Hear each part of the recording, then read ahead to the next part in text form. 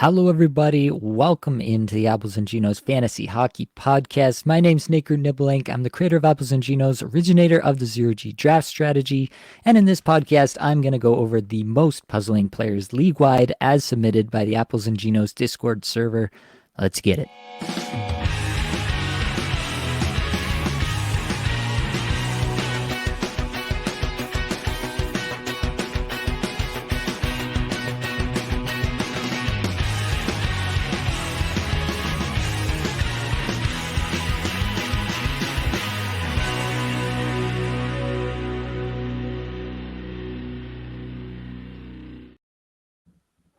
All right, folks, welcome in.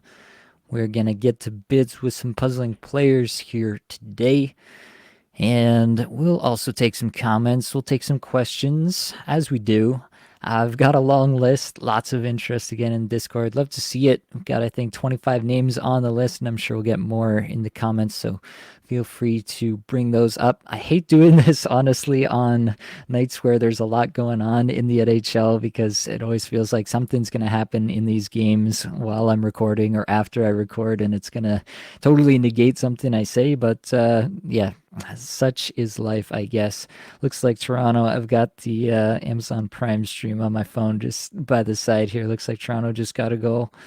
Oh, just poking it in. Tavares gets a goal. There you go. John Tavares. He wasn't on the list, but he did break through there despite the split power play units that Toronto's running. Some intrigue there.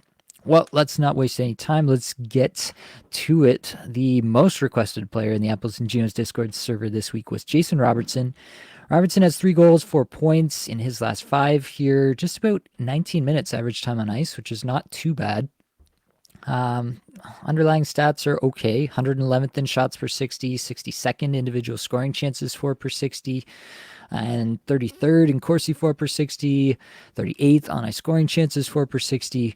So yeah, it's looking okay, but definitely it's not like Jason Robertson's been blowing the doors down, and definitely it does seem like he hasn't been able to kind of get back to that really high-end season that he had a couple years ago at any point, really. And so that's obviously problematic for us as Jason Robertson rosterers. I still believe in the talent of this player for sure, but I think there is something to the fact that we're going to have to just accept that, yeah, there's going to be some times where he's getting 19 minutes a night, but there's also going to be some times where he's getting 16 minutes a night, right? When they're winning 5-1, they're just not going to play anybody more than they absolutely have to, and they can continue to dominate because they are that good of a team. Robertson is a guy that I personally had projected for 89.5 points, so you can round that up to 90. 18.5 average time on ice, which is pretty much in line with what he's been doing. Is a little bit lower than that on the season, but in the last little bit, he's been a little bit higher. But definitely on the season, only having 6 points in 9 games is not what you wanted to see so far. Realistically, I think that comes around. I think the shots should come up here, but it's not a good spot. Like, he doesn't look as good as you expect him to for sure so far. A little bit is this on-ice shooting percentage not being as hot as we might expect, 9.1%. That should definitely come up. This is a guy who's been very efficient at even strength and on the power play in his past. So I do think the on-ice shooting percentage should be more in like a 12% range. So that's automatically already another third of points just kind of on top. So you can imagine the power multiplication works pretty quickly there. Overall, I don't think I'm like super concerned about Robertson, but I am viewing the 90-point projection I had for him as maybe even more of a ceiling than median projection than I might have thought, obviously, when I made the projection originally. I do still believe there's something here with this player, but we're going to need to see a little bit more. And yeah, it's mildly concerning, I would say, at this point. Let's move along. Adam Fantilli, a source of much consternation in our Discord today. This is not updated with the game that's ongoing currently. I should probably pull that up so I can at least talk intelligently about what's happening in the games as I'm recording. I did see that he had at least 2 points in the game before I went on live here. Is that still the same situation? Oh, it looks like they took one off. They took away an assist. Looks like it. Just the goal then for Fantilli. But yeah, he's got at least a goal to add to this. 1 goal, 1 assist, 2 points in his last 5 before this. 18 minutes, average time on ice, 38th in shots per 60, 15th in shot attempts per 60. So that's good stuff. On ice numbers, not so good. That's really, to me, about the fact that he's been playing with some line mates that are, significantly worse players. This game, I believe he's been playing with Zellweger. I can confirm that again here just briefly, but that's obviously going to be an okay spot, but definitely not the best that Columbus has to offer. Previously, he was playing with like James Van Riemsdyk and Kevin Labanc, and I don't think that's where you want him to be. But with Pitia and Zellweger, that's okay. He would prefer, obviously, if he's getting some Marchenko or Chinikov exposure on this roster, but so far that's okay. He's still not on the top power play, which is really the last kind of piece of the puzzle where I'd be really excited about Fantilli. I still think this is a player that I really like in terms of the talent, but when he's playing with not the best players that Columbus has to offer, and when he's playing not on the top power play, then it's really hard to get excited about the true ceiling. That being said, I do like the 18 plus minutes on average that he's been getting here. I do think, as I mentioned several times, I think Dean Evason will prioritize and will realize that Adam Fantilli is probably the most talented player on this roster. Maybe not the guy who's going to score the most points this season, but the guy who's going to be a star for this team in this league. So, love the talent, don't love the deployment. I'm watching closely, but it is hard to roster Fantilli in a lot of spots right now until we get some better deployment, either at even strength or on the power play. Let's move down the list to Dylan Guenther. He's got 2 assists in his last 5, getting close to 17 minutes average time on ice over the last 5 here. They did shake up the lines I saw in Utah, and it looks like they're going to try to run anyway. Keller on the line with Cooley and Guenther. Keller at the left wing there. So that should be interesting to see what they might be able to do. Maybe that's the spark that they need. They've been looking for a spark for a little bit here. Guenther's been looking for a spark. Started off really hot, great underlying metrics, and that's kind of gone away here in the last little bit. So, 105th shots per 60, 156th individual scoring chances, 4 per 60, 90th Corsi, 4 per 60, 200th on-ice scoring chances, 4 per 60. Definitely, I think he was too hot when he came out and had all those goals right at the beginning. Now he's too cold. The truth is somewhere in the middle for sure. But I still think Dylan Guenther probably ends up somewhere in the range of where I projected him originally. And that was for 59 points, 27 goals. Somewhere in that range, I think, is where we'll probably find Dylan Guenther when all is said and done. But I do think that this is a player you want to still be excited about because he does have potential to outdo that if he gets more ice time, if he takes a step, as young players are wont to do. All right, I'm going to hit a quick pause and get over to some comments. Toronto Dave's in here, #0G. Good to see you. BMAC is in here. What about Wyatt J, another average Dallas forward so far? Yes, Wyatt Johnston is just out of sight on this list, but we are definitely going to get there. Chris Belanger as, hey Nate, I was offered Cat and Pietrangelo for Necas and Slav. It's a banger with hits and blocks, no pims. DeBrincat and Pietrangelo for Martin Necas and Yuri Slafkovsky. To me, Necas right now anyway is the best player in this deal. DeBrincat, still weird things going on with him. It's hard to trust him. Pietrangelo's just been hot as of late, so it feels like the opposing manager might be trying to sell high to you. Slafkovsky obviously injured at the moment, but we think should return. Slafkovsky is a big-time hitter, which is obviously useful in your Bangers League here. I think I'm sticking with Necas and Slav personally. I think Slav has a lot of upside, definitely more than a guy like Pietrangelo. I think Necas and DeBrincat are probably relatively similar when all is said and done. So I think I'm looking at it as Necas and DeBrincat kind of wash each other out a little bit, and Slafkovsky greater sign Pietrangelo. Back to the list we go. We got a couple goalies in here. I do take questions about goalies.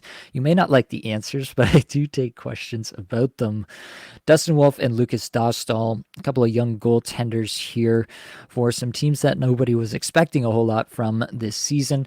Dustin Wolf, I have some interest in Dustin Wolf. Definitely the AHL pedigree is spectacular. We mentioned that.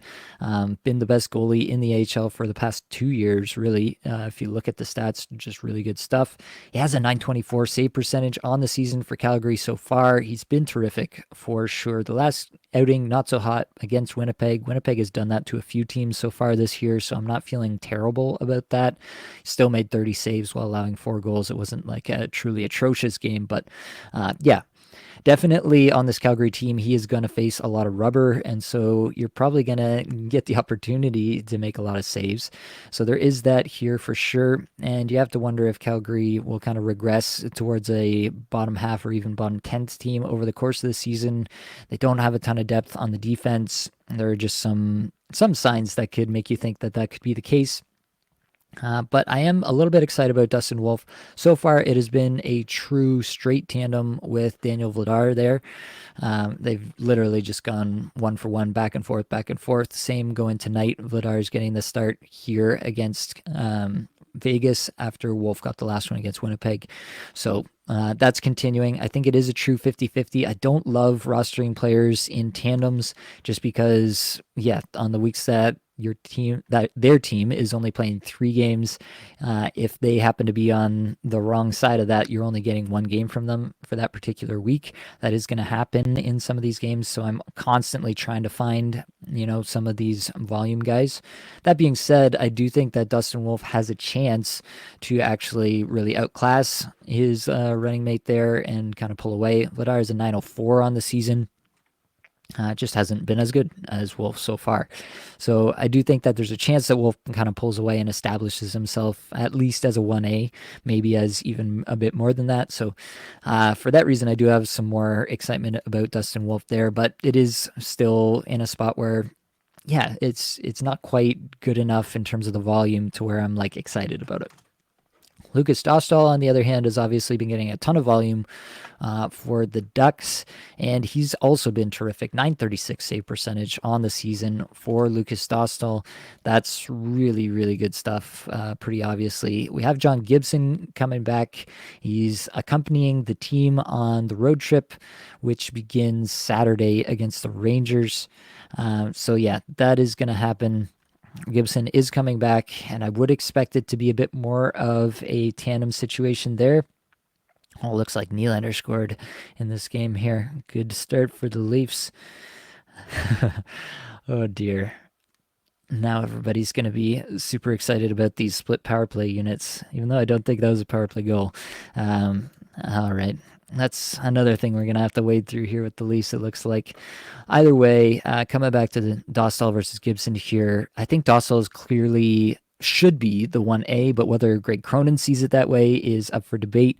I think the Ducks want to be trading John Gibson, but I don't know who would really want him. He's been pretty bad for a number of years at this point, and so it's kind of a spot where you're just really not sure who would be willing to take on that $6.4 million cap hit. He's not a UFA till 2027, so you are taking him on for this season plus 2 more afterwards. So they would have to retain money. They could do that.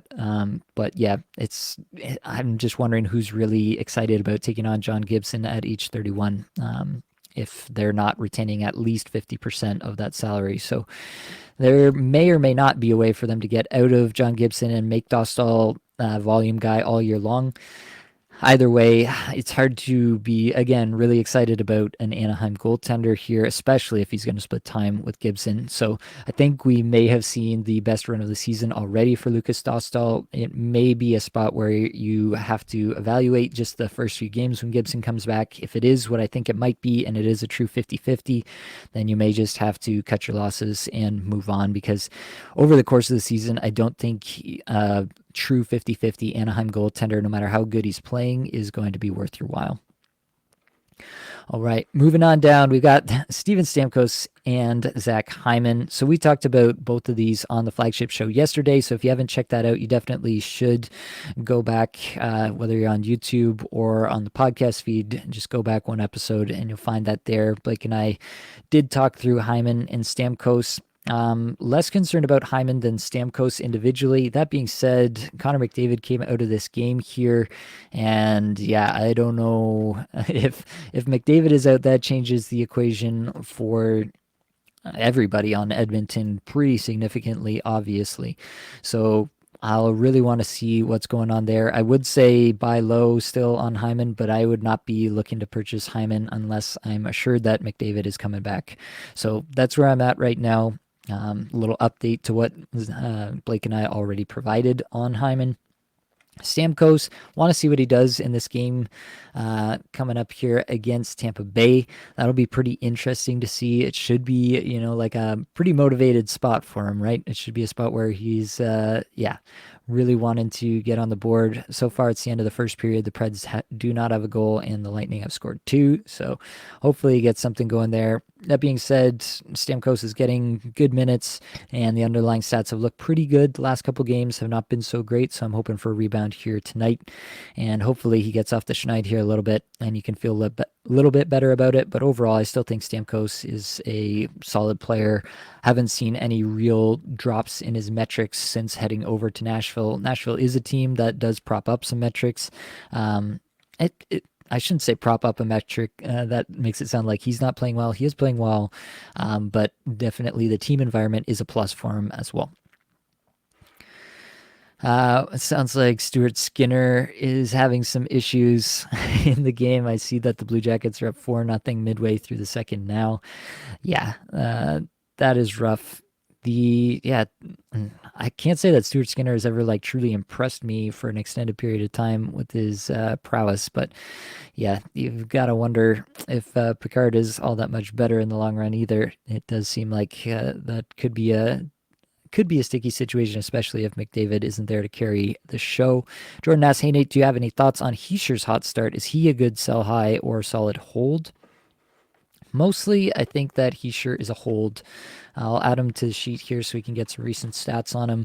He's got 6 goals, 7 points in his last 5. Had a big game there the other day. 20-plus minutes. 15th in shots per 66th in individual scoring chances, 4 per 60. Good numbers across the board for Nico Hischier.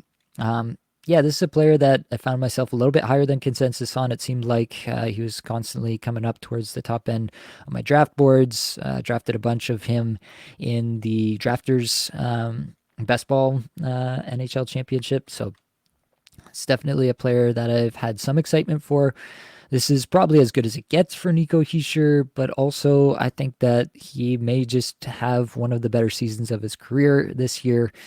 Earlier on, when they were kind of loading up the Hughes line with Meyer and Bratt, that was concerning for Hischier, but now it does seem like they're going to play Meyer on the Hischier line pretty much full time, and that's what I kind of expected at the beginning of the season. That's what kind of informed my projection, what I thought Hischier would be able to do this season, which was 78 points, 31 goals. Very good numbers for Nico Hischier. Yeah, ceiling case, probably 85 points. I don't think he's a 90-point player necessarily, but definitely I think, he's playing right about the exact amount of minutes I had him projected for. I still feel like my 78-point pace projection still kind of holds true here. The underlying stats are even better than I kind of expected right now, and so yeah, if he has a really good season with the underlying stats, he could definitely push it a little bit higher. But I don't think this is a player who's going to pop off for 100 points, if that's what you're asking. Sebastian asks, traded Keller to get Hyman earlier today. Good move or a bit risky to give up Keller? In general, I like that move. Like I was just saying, I'm a little bit worried about McDavid and what news we're going to get there. If anybody hears anything more, let me know while we're on live here and we can update live. But yeah, in general, assuming McDavid's health, I like that move, is where I'm at right now. Let's get back to the list here. We got through the goaltenders. We got through Hyman and Stamkos. We've got Ryan Nugent-Hopkins now. He's got 1 goal, 3 points in his last 5, 19 minutes a night. He's never been a big metrics guy. The on-ice numbers are always going to look better than the individual numbers with Nugent-Hopkins. Not a big shooter. Relies on the power play, relies on the power play assists specifically to generate a lot of his production. But I think that he is a player who can do that. I don't know that really anything, again, McDavid being out could influence this because obviously he's the engine of that power play and would affect everybody if he's out for any length of time. But Nugent-Hopkins himself, I'm not particularly worried about. even though on the season he's only got 4 points here. I'm not really concerned about it. I do think he'll get back up to close to a point per game, maybe a little bit lighter than that, but definitely in that range. Still think Edmonton is kind of trying to figure out where they're at this season. There's definitely some moving parts, but I do think it'll stabilize at some point here. Again, assuming McDavid is okay to play. So, yeah. Overall, I'm not concerned as long as McDavid is in the lineup for pretty much anybody in Edmonton at the moment. All right, let's continue down the list. Jake Walman, just 1 assist his last 5, 21 minutes a game, 9th in shots per 60, 3rd in individual shot attempts per 60, 28th in Corsi 4 per 60, 59th in on-ice scoring chances 4 per 60 amongst all defensemen in this 5-game stretch. So obviously the underlying numbers actually looking quite good for Jake Walman. Problem was that he lost his top power play to Jack Thompson, who it seems like nobody had ever heard of before this past weekend. I saw some reports that Thompson was going to be scratched for this game. I'm still not sure 100% sure that means Walman is back on the top power play, but if he is, I still think that Walman is a guy that you want to be rostering. Big time blocks.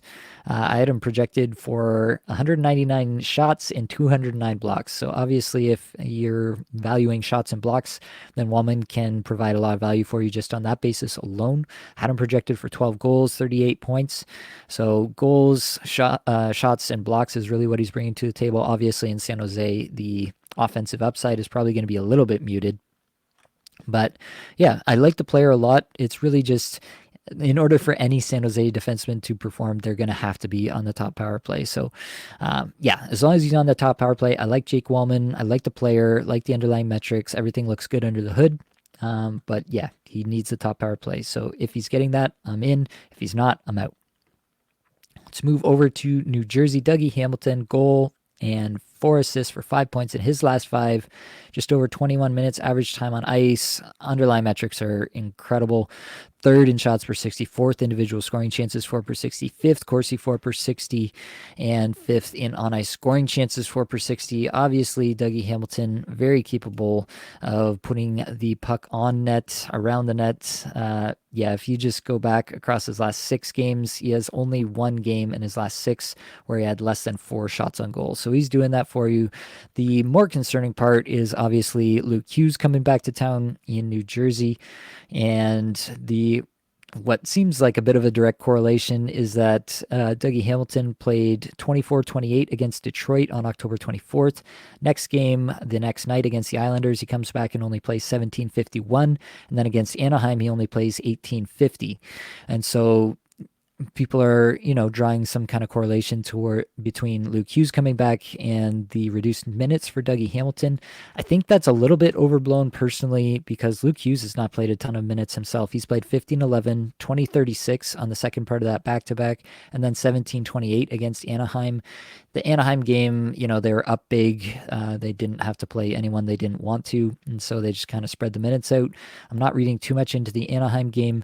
The Islanders game was the second half of a back-to-back, so it really did kind of seem like whoever played big minutes the first night against Detroit didn't play big minutes the second night against the Islanders. So again, there's a little bit of a lens that you could view that through where it was just situational. Dougie Hamilton was not getting big minutes in those 2 games. I give some credence to that for sure, but I do think that the next game here that the Devils play is going to be pretty informative. They're going to have some time off here before their next game, and they should be getting to a spot where whoever they want to play, they play. And so I do want to see what they do in this next game here. If they continue to keep Hamilton's minutes down, I really don't think that's going to be the case, but if they do, then I will start to have some concern for Dougie Hamilton moving forward. So far, he's maintained top power play. You do have to have some concern with Luke Hughes being there as a guy who has run the top power play in New Jersey, obviously, but it's a new coach, and the new coach so far seems to like Dougie Hamilton. He's had some production as of late. Overall, I don't want to kind of be scared of my own shadow when it comes to Dougie Hamilton, because when he's on, he is one of probably the top 5 offensive defensemen in the league for fantasy purposes. Let's get back to some comments here. E asks, Chychrun or Lane Hudson, either would be my 5th D. I'll go Chychrun there. I'm really unconvinced that Lane Hudson is going to be anything for fantasy this year unless he gets on the top power play. So far, Matheson has maintained that role. And so yeah, I'm just waiting to see if that happens. I don't have any interest in Lane Hudson until he's on top power play, whereas Chychrun can provide shots and blocks without being on the top power play. So he provides you that, and then he also has, similar to Hudson, that contingent upside. If he does get moved to top power play, then he'd be really valuable. Wabaz, what's your opinion on Brady Skjei? Brady Skjei, I've said this before, I think, but I feel like Brady Skjei went to a really similar environment in Nashville and where he was before in Carolina. Both teams that, provide a good offensive environment. They tilt the ice in their favor. I think Andrew Brunette is a terrific coach. 1 goal, 4 points in his last 5 for Brady Skjei, over 21 minutes a night, 24th shots per 60. So he's doing that for you. Yeah, I kind of view Brady Skjei exactly how I thought I'd view him coming into the season. And so I don't want to, be kind of over analyzing anything that's happened in the early going here. I projected him for 14 goals, 45 points on the season, and I would hold to that at this point based on what we've seen so far. PB Stars says, per Ryan Rishaug, early word out of Columbus is that nothing too serious with McDavid. Thank God. I think everybody's breathing a sigh of relief on that one. All right, let's move down. Wyatt Johnston, as promised, is on the list here. Just 1 assist in his last 5 games, 19 minutes average time on ice. I mentioned this player with Blake on the show yesterday, so definitely go and check that out. Basically, individual scoring chances 4 per 60, 10th over the last 5 games, 19 minutes a night. I'm just not going to be too worried about it. He's not playing on a great line right now with Jamie Benn and Evgeny Dadonov, but I'm not going to read too much into that. I think Wyatt Johnston is going to be just fine and score in the 70 to 75 point range, just like I thought he could at the start of the season.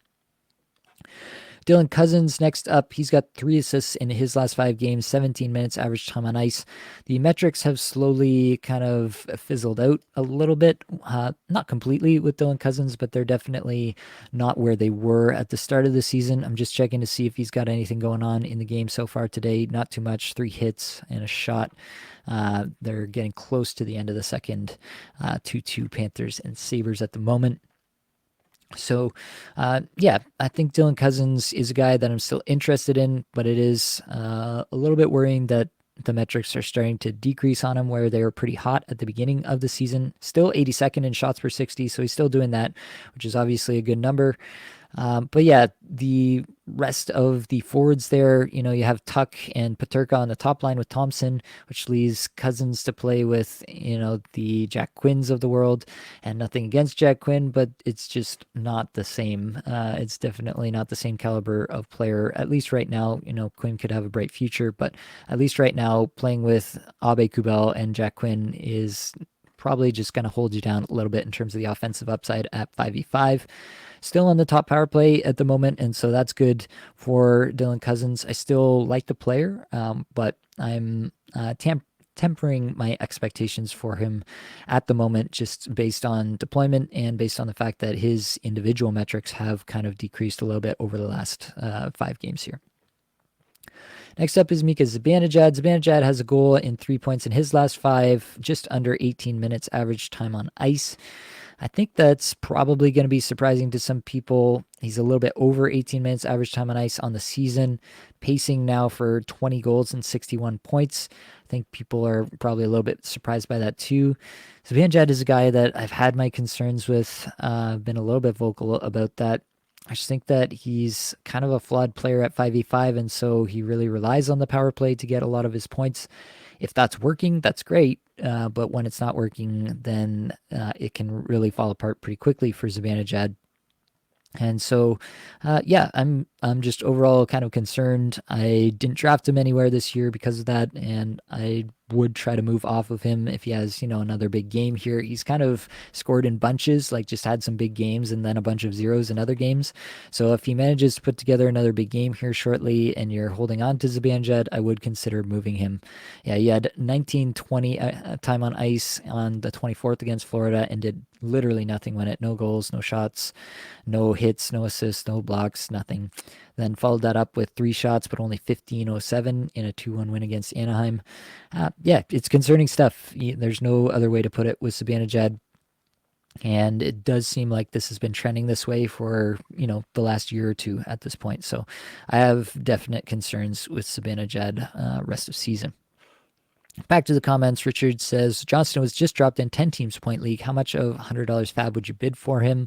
In a 10-teamer, he's still above streamer level, in my opinion, but it's definitely, it's not as much in a 10-teamer, right? Maybe like in the $25 range, I guess, is probably where I'd land on Johnston at the moment. Somewhere in there. It's hard to say. You know your league better than I do. If people go nuts on the waiver wire, then maybe if you really want them, you have to go higher. If people are really lax about the waiver wire, maybe you can skate by with a little less. That part you have to kind of figure out for yourself, but in general terms, that's what I'd say. Armaeus asks, I just traded Michkov and Rupe Hintz for Kyle Connor. This is a good deal, 10-man category league. Connor isn't great in bangers categories, so if it is a bangers categories, then that's not ideal. But again, Michkov and Rupe Hintz are not great for categories leagues in general, in my opinion. So overall, I'll give that one let's give it a B+. Yeah, that's what we'll go with for sure. B+ on that deal. All right, back to the list. Ross Colton. You knew I had to talk about Ross Colton once again at some point.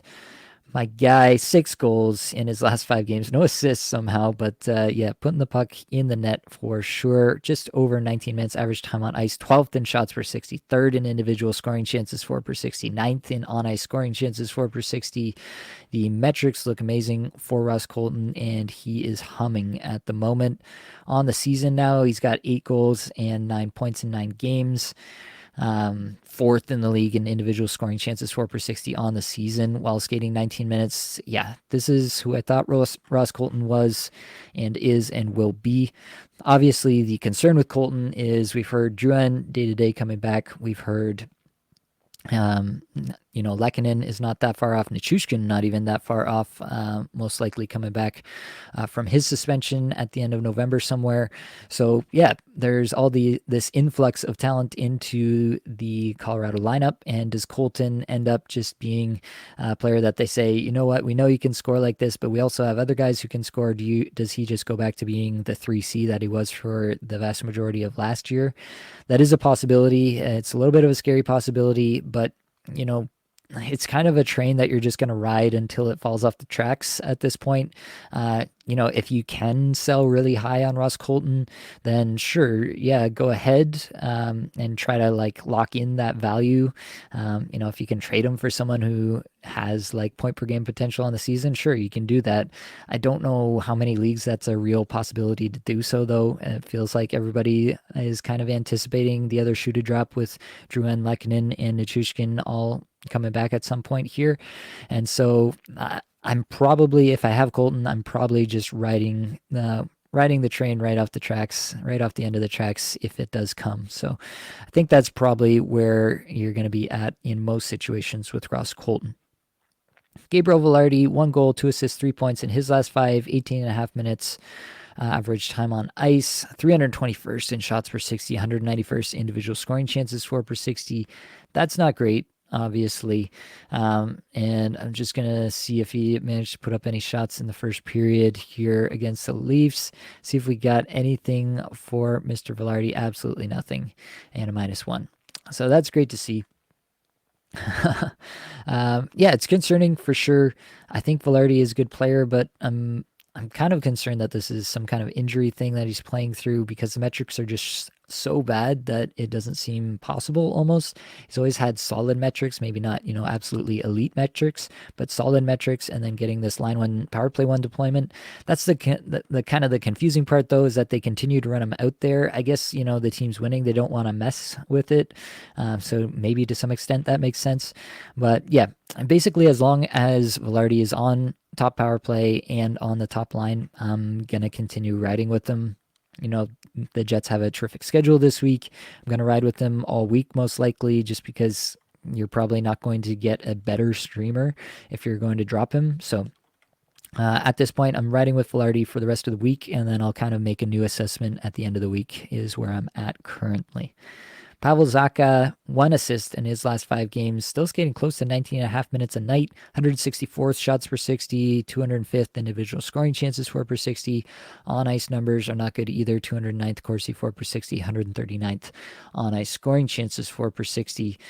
They've been messing with some lines, trying him away from Pastrnak, which has obviously not been a spot that he's really ever been in prior. So that's the concerning part. The latest practice lines we have from today have him back on the top line with Lindholm and Pastrnak. So it does seem like he's back there. Boston does have a solid stream schedule this week, and so there is some possibility there. Looks like Toronto got another goal here. Interesting stuff. Yeah, Boston has a good schedule. Tuesday, Thursday. They play on the heavy Saturday, but then again on the off Sunday. So that's good stuff. Let's see what this goal is here. Who's getting this goal for the Leafs here? Oh, Hellebuck played the puck behind the net. That's not ideal. And is it a Matthews goal? Who gets this? Oh, it's nice. Very nice. All right. For those of you who streamed in some Matthew Nyes, you've been rewarded. Back to the issue at hand here with Zacha. You can stream him this week. Top line, top power play player, similar to Vilardi in that respect, right? You can stream him. Most likely he gets something going at some point this week, even if, another player whose underlying metrics have never really looked great. And so it's not something where I think that you need to think that he's going to jump up in the underlying metrics before you can roster him.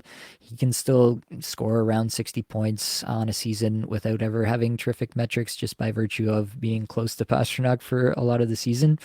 So, yeah. I'm never going to be excited about Zacha, but also a player that I'd feel comfortable streaming in a week like this. Erik Karlsson is next up. 2 assists in his last 22 minutes, average time on ice, 48 shots per 60, 28th individual scoring chances, 4 per 60, 40th Corsi, 4 per 60. Obviously, Pittsburgh Penguins, things are not going well at the moment, and we saw some crazy lines with Malkin and Crosby on the same line coming out of there. That's interesting stuff, to say the least, from the Penguins. Feels like a bit of a last gasp, last-ditch effort there from Mike Sullivan. Yeah, it's concerning.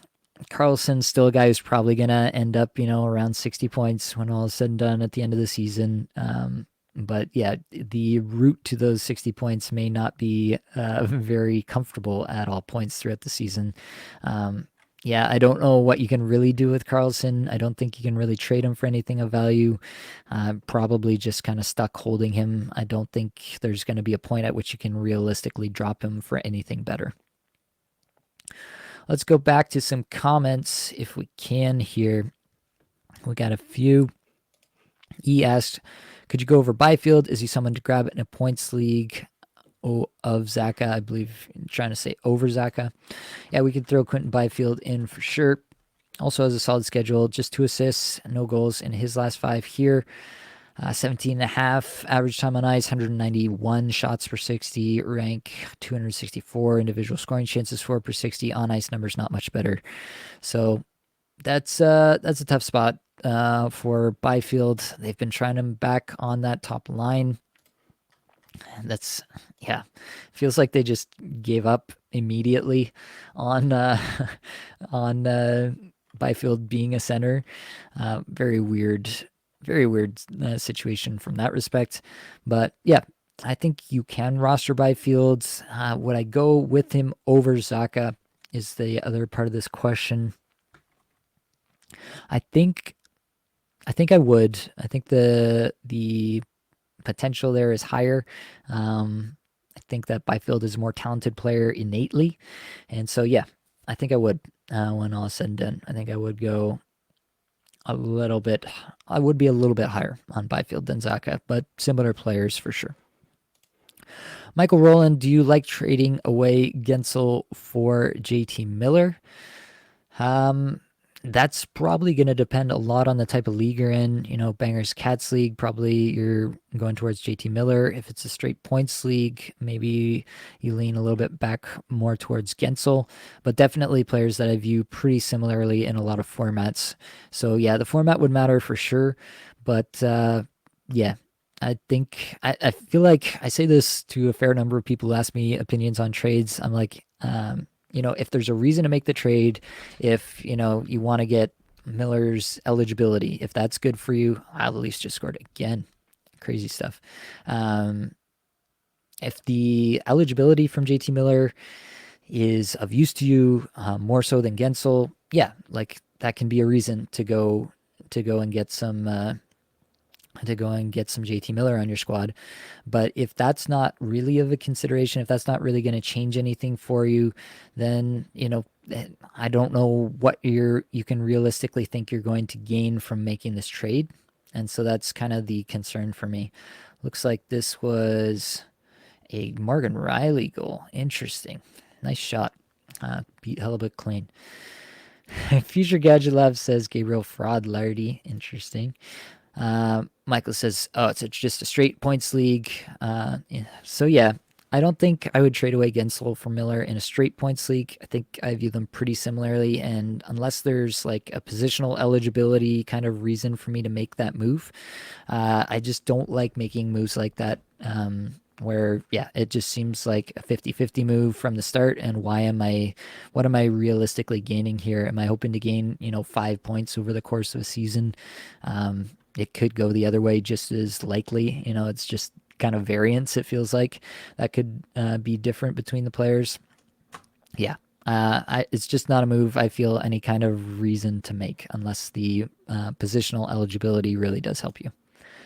All right, back to the list. Noah Hanifin is somebody that people have been very interested in.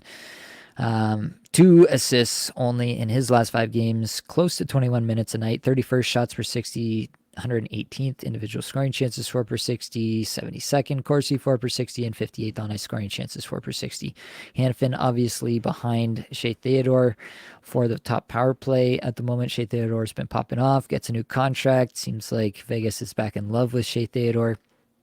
And so Noah Hanifin just kind of left to pick up the 5v5 scraps there. And Hanifin's never been a guy with like terrific numbers, right? He's always been solid, always been a guy who's going to have good numbers, just not great numbers. And that extends to the under the hood numbers as well. I think people maybe got a little bit too excited about what he could be with some top power play. I kind of baked in a split between between Theodore and Hanifin on the top power play this year. That left me with Theodore projected for 59 points and Hanifin projected for 48. And that's actually with Hanifin getting a little bit more power play points, 1 more power play point, 18 power play points to Theodore's 17. And so you can imagine if right now the base assumption is that Theodore is top power play for the full season, then yeah, that would go up for Theodore and it would go down for Hanifin, down into, the 40 to 45 point range would be the base projection at that point. So wherever that leaves you in your league, you can kind of make your own assessment on that front, but I'm not excited about Hanifin. I never really have been. He never showed up well in my projections. I didn't end up with him on any teams. A few, best ball teams where I was trying to stack him, with Eichel and Stone and so on. But yeah, that's kind of where I'm at. I'm just never going to be super excited about Hanifin. If he's on the top power play for any length of time, great. Now he's, a 50 to 55 point pace player while he's on the top power play. When he's not, he's more of a 40 to 45 point pace player. So that's where I'm at on Hanifin. Over to Jack Hughes. Hughes has 2 goals, 5 points in his last 5 games, but people are still thinking that he should have more to give here. I think they're right, to be honest. 27th in shots per 60, 20th in shot attempts per 60, 20th in on-ice Corsi 4 per 60, 13th in on-ice scoring chances 4 per 60, skating 21 plus a night. So obviously he's doing that. 50% IPP. So yeah, he's definitely, you could say he's leaving something on the table here in terms of some points that he could have scored. Just 10 points in 12 games on the season, but it does seem like things are starting to turn around for Mr. Jack Hughes. If you can trade for him now and kind of trade low for him, I absolutely would do that. I don't know who's really selling on Jack Hughes this early, especially now with the recent run that's been pretty solid, if not, absolutely elite the way that we expect him to be. If you can trade low for him, absolutely I'd do that. If you have him, I expect him to, get back to more of the 110, 115 point pace player that we expect him to be. So, yeah, no concerns really with Hughes' relatively slow start so far. Jeremy says 12-man league here. Lots of better options on the waiver than Vilardi. He's a distraction on the first line, nothing more. I'd rather grab a power play guy from San Jose. Depends on the power play guy and how many games they're actually playing for you. Yeah, that would be my take. Vilardi's big thing this week is that he's on all the off nights, right? So he's getting you that. Whether he does anything with it, we have yet to see. So that's where I'm at. M. Joseph says Jay Hughes has pretty big injury risk too. Yeah, if you've been following Apples and Genos for any time, you know that I don't really buy into the injury narrative. I think it's pretty overblown, even when someone does get injured, how much that actually does to your lineup. Obviously, it hurts more with Jack Hughes, but because of that injury narrative, a lot of people got Jack Hughes in like the early second round instead of in the first round. And at that point, you're just playing with house money. So I'm never one to really, be worried by some sort of injury narrative like that. Future Gadget Lab, Leafs have that secret Amazon partnership. Anytime we got a Monday night game, just load up on them. I didn't realize that this was the inside baseball we needed to figure out the Leafs and when we should be streaming them. Oh, it looks like we just found a Winnipeg goal. Vilardi was on the ice, but it looks like it was Kyle Connor. I don't know if Vilardi got a point here live. What are we gonna say? Oh yeah, power play. All right, we'll see what it is, but I'm going to continue on in the meantime. Charlie McAvoy, no points his last 5. Again, Blake and I talked about this player on the flagship pod the other night. Go back and check that out. I'm not super concerned about McAvoy. I think he's relatively secure on the top power play. He's still going to skate, 23, 24 minutes a night. That part I'm not too worried about, quite honestly. I do think the points will come. He has run cold, but I think that's all that it really is. So my panic meter on Charlie McAvoy is not really there yet. Olen Zellweger, next up here, he's got 1 goal, 1 assist, 2 points in his last 5, just under 20 minutes average time on ice, but that has been ticking up as of late, and that's got me a little bit excited about Zellweger, as much as one can be for any Anaheim player, last 3 games here, 21-42, 21-02, 22-01 are his time on ices. 3 shots, 6 shots, and 3 shots in those 3 games. Zellweger and Brandt Clark, kind of the top guys in terms of point potential, the guys that were outside of the league coming into the year. And so, you have to be a little bit excited about a guy who's shooting this much. 18th in shots per 60 over the last 5 games. That's ticked up in a big way over the last 3 games, obviously. And 42nd in Corsi 4 per 60, 107th in on-ice scoring chances 4 per 60. Obviously, the problem here is that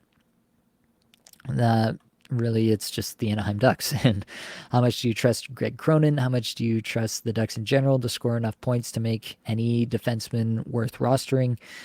That's the problem with Olen Zellweger. That being said, I want to be in on these players with these high offensive ceilings. You're seeing it pay off a little bit with Brandt Clark at the moment. He's on like a 64-point pace, I believe. I think Zellweger we could be talking about in a similar vein in the next number of weeks here. So Zellweger still only 3% rostered on Yahoo at the moment. Definitely, I think he's a player going out that's worth going out to add this week. Anaheim has a good schedule this week. They play Tuesday, Thursday on off nights, and then again Sunday on off nights. And I believe they have some off nights the following week as well. Yeah, they play 3 games with 2 off nights the following week as well, so you can definitely fit them in to your lineup. So, yeah, maybe it's time to kick tires on Zellweger. Anzuli says, Winnipeg goal was a weird bounce off the mask, still counts. Vilardi didn't touch it. Too bad. That would have been fun to see live here. And Joseph, you think Utah bounces back? Are we looking forward to mediocrity all year? I've got Sergachev, Keller, and Guenther. I think those players will probably be fine. I don't know that, the early season hype and excitement will necessarily come true for everybody. But Sergachev, they've sustained some pretty big injuries on their D-core, and Sergachev is going to play all the minutes and then some. So that's he's going to be out there. So whatever Utah does, he's going to be in on it. Keller, I think we know what Keller is and what he's going to provide year in, year out at this point. Guenther is obviously a bit more of a wild card, but still a guy with good potential. And at the baseline, I still think he gets close to 60 points, so he is definitely rosterable. Whether or not they win a lot of games is another question, and I do think they're going to be hurt, obviously, by losing the guys off the back end. So that's where I'm at on Utah. Lake Effect, just tuning in here. If you have time, can you give me your thoughts on Dylan Cozens? So I did already do that. He was on the list from earlier. The Coles notes is, I still like Cozens as a player. The deployment at even strength is tough with Quinn and Abe Kubel at the moment. And so that part is a little bit hard to stomach, but he's still on the top power play. And so I still think he's worth rostering from that perspective. Let's move on here. Let's talk about some Mitch Marner. We'll check if Marner's got any points in this game here. He's got an assist. He's got 4 shots. So he's doing stuff out there tonight. So that's good to see. He has 5 assists in his last 5 games coming into tonight's game, 22 plus minutes average time on ice. So he's getting that deployment.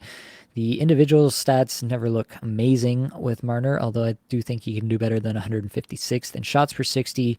On-ice numbers, 37th in Corsi, 4 per 60, 7th in on-ice scoring chances, 4 per 60. Yeah, I mean, Marner's going to generate stuff for everybody when he's on the ice. You just have to expect that much at least. Yeah, I don't think I view Marner altogether differently. I think he's going to push for 100 points again this year as long as he can stay healthy. On the season now, he's got 10 points in 9 games, which puts him on a 91-point pace. I think he's got a little bit more to give there. You see just 8.6 in on-ice shooting percentage over the last 5 games here, and he's still at a point-per-game pace, so I do think he may have a little bit more to give there. And so, yeah, we could definitely, I think, see him potentially get back to, at least 90 plus and probably 100 in the range of 100-point pace on the season. Kevin Fiala, 1 goal, 1 assist, 2 points in his last 5, 15:04 average time on ice. Blake and I talked about it. He got sat down by Hiller. The on-ice the individual metrics still look pretty good here. 40th in shots per 60, 16th individual scoring chances, 4 per 60. I tend to think that he figures this out. If you can buy super low on Fiala, then I might entertain that thought. That being said, there are some weird things going on in LA, and I have some concerns just about how good this team can be offensively this year. And Fiala will probably be affected by that to some extent. But overall, I think this might be a buy low on a player whose individual underlying metrics are still looking pretty good. As long as he can repair the relationship, re-earn the trust of the coach there, I think that he should be pretty fine. Next up is Jake Sanderson. He's got 5 assists in his last 5, close to 25 minutes a night. 75th shots per 60, 87th individual scoring chances, 4 per 60. Obviously, that's nothing to write home about. The on-ice metrics, not much better.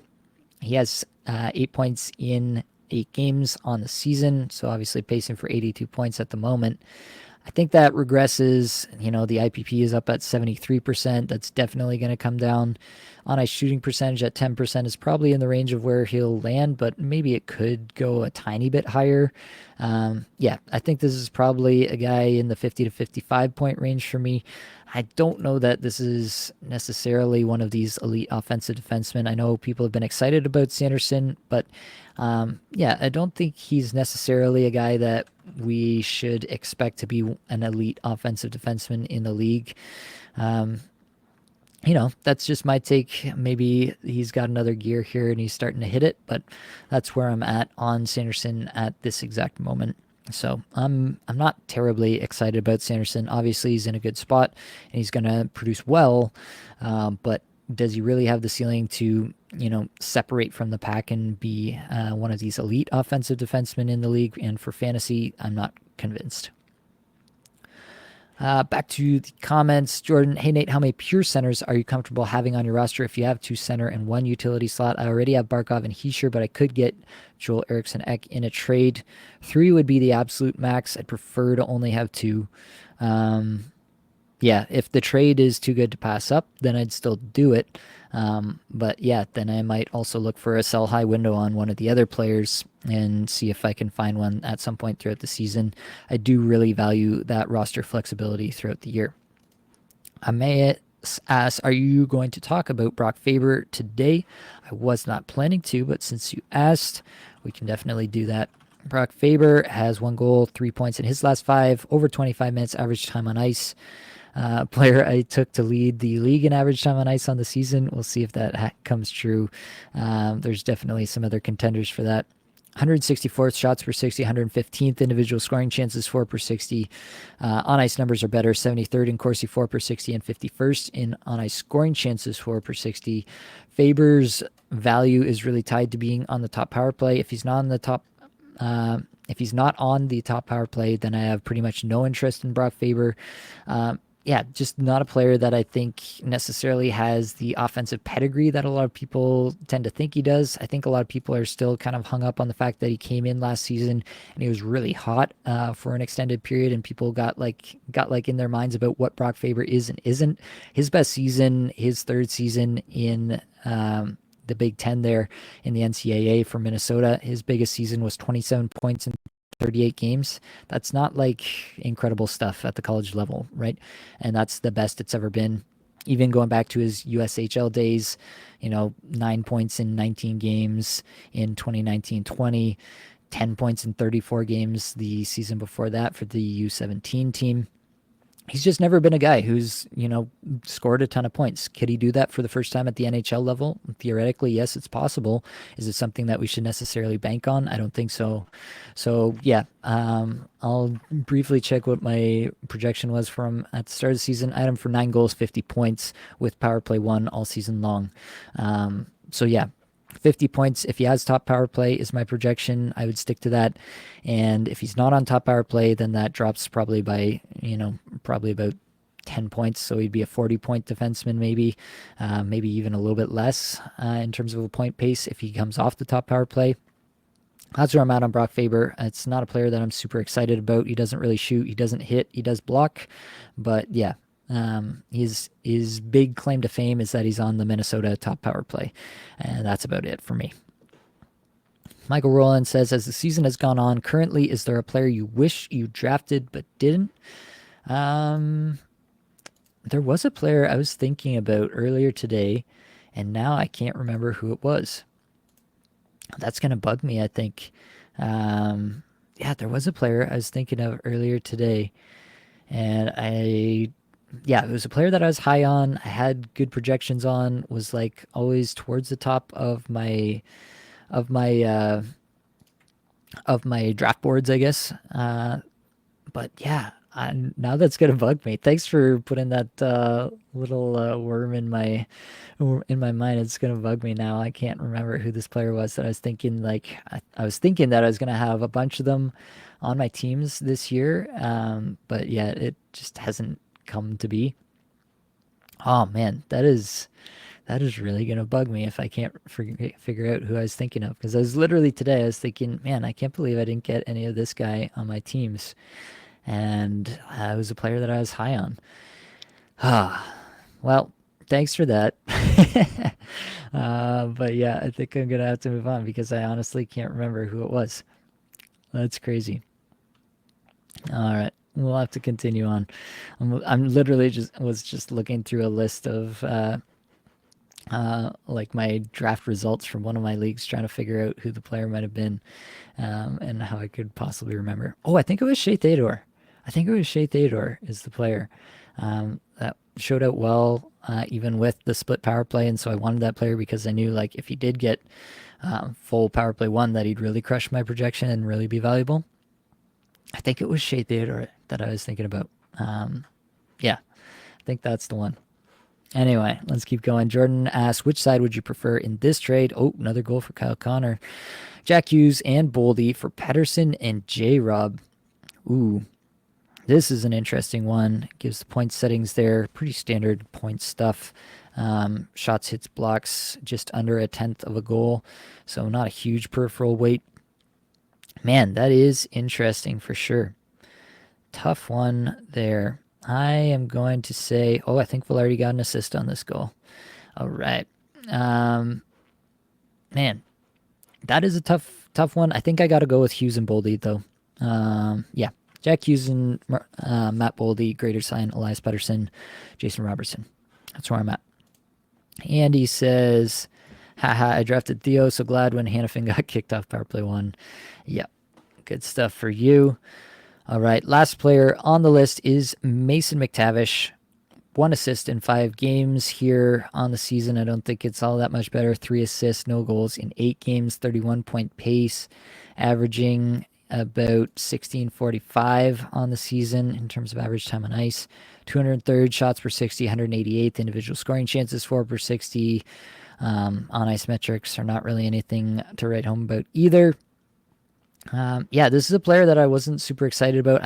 I mean, I was very openly not excited about anybody on Anaheim to start the year, even though, individually I like a lot of the players and their talents. Troy Terry, Leo Karlsson, Olen Zellweger, Pavel Minchikov among them. But yeah, I was not excited about really anybody on Anaheim. That being said, McTavish was playing on the line with Troy Terry and Cutter Gauthier in the last game, and that seemed to work not too bad. And so if he continues to get that kind of exposure and plays on the top power play unit with Terry, Gauthier, Karlsson, and Zellweger, then yeah, I could see myself getting a little bit more interested. So yeah, I think you can stream McTavish while he's getting this deployment, but if he's going to be, pushed down the lineup again where he's with, Lundestrom and Killorn, then yeah, that's going to be a spot where I'm going to find it really hard to roster him moving forward. So he's definitely nothing more than a streamer at the moment, and probably a bit more of a deeper league streamer for me at this exact moment. All right, we made it to the end of the list. We made it to the end of the episode. So that is going to be all that we got for this episode. Hopefully it brought you some value, helped you get a little bit better at Fantasy Hockey today. All the advanced stats you heard today came from Natural Stat Trick, which is a terrific free resource. Many thanks to the band They're There for supplying the music for the podcast. Be sure to check out their Spotify as well. That's going to be it, folks. Much love.